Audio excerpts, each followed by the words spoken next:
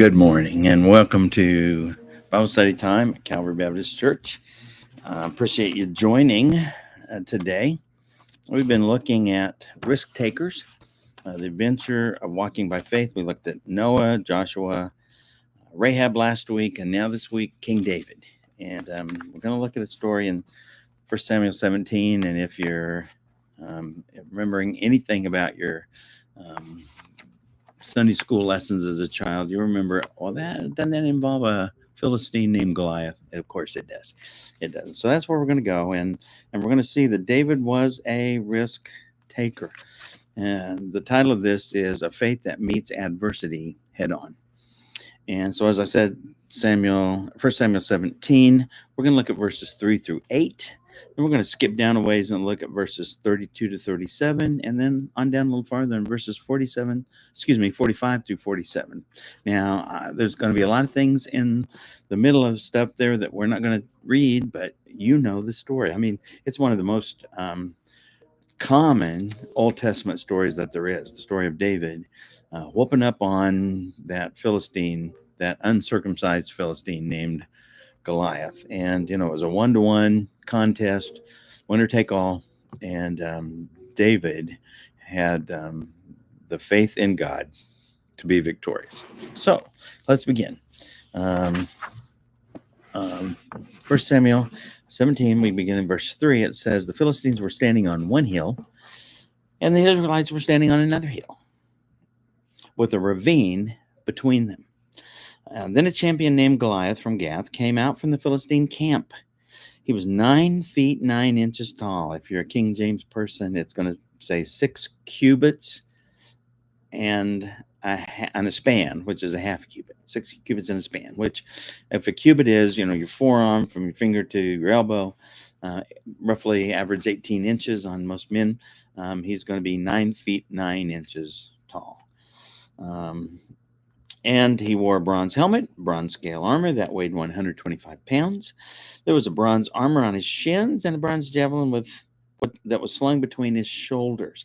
His spear shaft was like a weaver's beam, and the iron point of his spear weighed 15 pounds. In addition, a shield bearer was walking in front of him.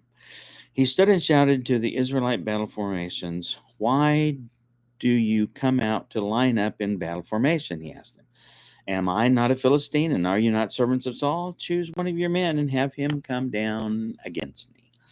So here's Goliath, and if you can kind of get that picture in your mind, there's kind of a ditch, and on one side along the ridge, at the beginning of the ditch is where the Philistines are. On the other side is where the army of Israel is. He calls them the army of Saul. That's a miscalculation on his part. It's not so much the army of Saul as it is for sure the army of the Lord. And so he gets to that place and think about how massive of a man he was. I don't know if you've ever seen this on YouTube or on somewhere. It's a video of Shaquille O'Neal, and I think of Shaquille O'Neal, former NBA star, as being a massive man. And he comes out of this building. It's like on a downtown street in New York. I don't think it's Times Square, but it's somewhere. Massive buildings all around. He comes out and he stands there, and he's standing beside people on the sidewalk, and just his presence, they kind of look up like, oh no, it's Shaq. Here he is. And then he just kind of gets a deep breath, and then he walks over to this little smart car. You know what a little smart car is? The 2-seater, little engine in the back. He walks over to this smart car. He unlocks the door. He opens it, and he begins to pack his body in, what is he, like 7'2" or something like that? He begins to put his body in this little smart car. And the whole time, he never hardly shows his teeth. He's always got this little kind of sheepy grin on his face, and he never says a word. He just, and he gets in the car, and then he rolls the window down, he looks around, and then he pulls out in traffic and drives off. I think about Goliath being that kind of a guy, that big of a person. Think about what he was carrying with him. He had a bronze helmet. He had a bronze scale of armor. It weighed 125 pounds. My gosh, I'd be dragging that. I'm not even sure I could even get 10 feet with that. bronze armor on his shins. Why did he have it on his shins? Because think about how tall he is. People are going to be fighting him at the knees. He's got to protect himself somehow. Most people didn't use that, but he had to. His spear shaft was like a weaver's beam. You've seen looms where the shaft goes through and it comes back, it goes through and it comes back. That's because it's on a mechanism or a rope or something that keeps it doing that. So he's got probably tied around his wrist or tied around him somewhere this rod, and when he throws this javelin spear out, into to cause damage or even kill people, he can grab a hold of that rope and pull it back. And I'm sure he was a massive enough man and strong enough that he could take care of that in a heartbeat. I mean, he could do whatever. Just think about the size of him and his armor and his weight. All he'd have to do is walk up to you and fall on you, and he'd smother you. He'd probably kill you, crush you. And top it all off, he had a shield bearer that went in front of him just to make sure that nothing really got through, to make sure that he could be protected all the way. So what an unreal sight he would have been for most of us. I can imagine that on one side, the Philistines, had a lot of faith in their champion, whereas the Israelites on the other side, well, their problem or their lack was in their faith in their God. Think about Saul. Saul was the king that they had asked God to give them, to anoint for them to be their king, because it said that he was this great stature of man. He was head and shoulders above everyone else. So Saul himself was a big man, but he wasn't Goliath size, I'm sure. So, even in adversary, we have to remember that, oh, yeah, if God is for us, who can be against us? Oh, yeah, if God's on our side, what does it matter? All we have to do is stay behind him, rest in him, let him go for us, and we will be victorious. Okay. So then we move to the next section, jump down to verses 32 through 37. David said to Saul, by the way, you get all the story that's in there. David has 3 brothers that are at the battle. Jesse, their father, sends David to go check on them. Plus, he also sends food. He sends supplies. He wants to make sure that they're ready to fight the Philistines. For them, not only them, and even the people who were serving with them. And so he gets there with the food. He goes there and he said, "What are we waiting for? Aren't you supposed to be fighting here? What's going on?" And they're like, "Well, you haven't seen Goliath." Goliath comes out, and all David sees is not this big, huge person. David sees a guy who is not godly, who is not spiritual, who has no intent of anything that would be associated with Yahweh. And he sees this guy, and he's like, "Who is he? Hey, he's nothing. There's nothing going on there. Oh my gosh, why are we afraid of him when God is on our side?" So David said to Saul in verse 32, which is 1 Samuel 17, "Don't let anyone be discouraged by him. Your servant, David, he will go and fight this Philistine." But Saul replied, "You can't go fight this Philistine. You're just a youth. He's been a warrior since he was young." I read that line and I think to myself, woe to the woman who gave birth to this giant. Ladies, does that make you shudder? When you think about what kind of a baby must he have been like? He was half grown.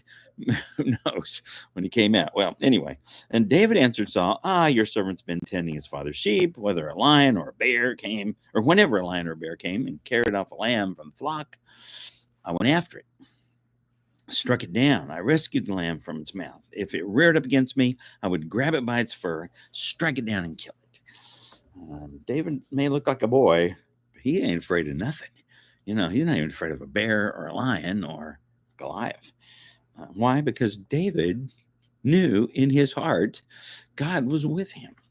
In verse 35, it says, I read that. In verse 36, it said, "Your servant has killed lions and bears. This uncircumcised Philistine will just be like one of them, for he has defied the armies of the living God." And then David said, "The Lord who rescued me from the paw of the lion and the paw of the bear will rescue me from the hand of the Philistines." And listen to what Saul said. He said to David, "Go, and may the Lord be with you." It took a while, but finally, the voice of reason is coming to the forefront. David is saying, God's for us. Who can be against us? Okay. And then we jump down to the next section, verses 45 through 47. So they get out there and battle. Well, in those verses in between, Saul says, man, you need to be protected. You need to wear my armor. David puts it on and he's like, what? I can't even stand up in this stuff. Why would I need this? Well, there's not time to make your own. Well, no, I don't need my own. Why? Because I'm going in the armor of the Lord. So here we go. Goliath comes out. He calls out and says, who's going to come fight me? And David steps up and says to the Philistine, you come against me with a sword, a spear, and a javelin. Yeah, that's pretty good worldly stuff. But he says, I come against you in the name of the Lord of armies. Sometimes that's called the Lord of hosts, the God of the ranks of Israel. You have defiled him. Whew, that's strong, isn't it? But it's true. Verse 46, today the Lord will hand you over to me, David says. Today I will strike you down, remove your head, and give the corpses of the Philistine camp to the birds of the sky and the wild creatures of the earth. And then all the world will know that Israel has a God. And it says this whole assembly will know that it is not by sword or by spear that the Lord saves. For the battle is the Lord's. He will hand you over to us. David's preparation was that God was on his side. And so he knew he could go get a stone. He was pretty good with a slingshot. Go get a stone. He could do whatever he needed to do. And he sized up Goliath and he said, one spot where he's not protected very good. And if I can hit it, Lord, guide the rock. And God did.